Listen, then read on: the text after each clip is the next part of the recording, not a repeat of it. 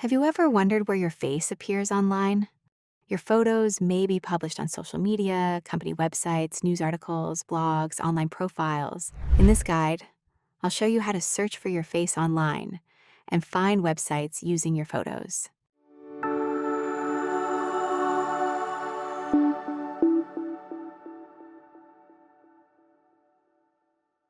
Finding your photos with a normal Google search can be difficult, especially when your name is not included on the page. This is where face search tools can help. Instead of searching with words, these tools analyze the face in your photo and look for visually matching images across the internet. Let's go through the process step by step. Start by selecting a clear photo of your face.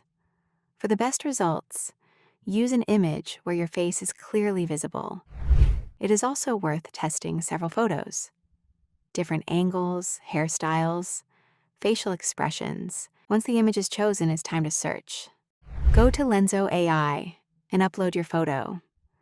Once the image is uploaded, select the People category. This category is designed to find images containing the same or a similar face.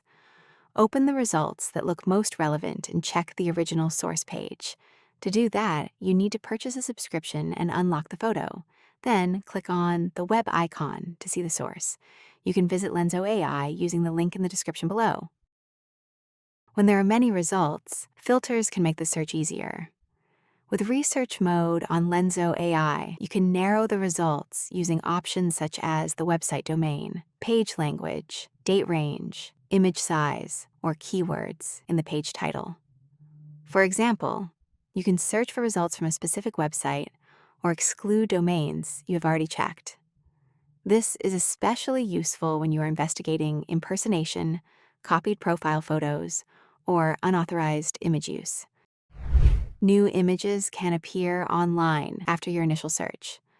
Instead of repeating the same search manually, you can create an alert on lenso.ai.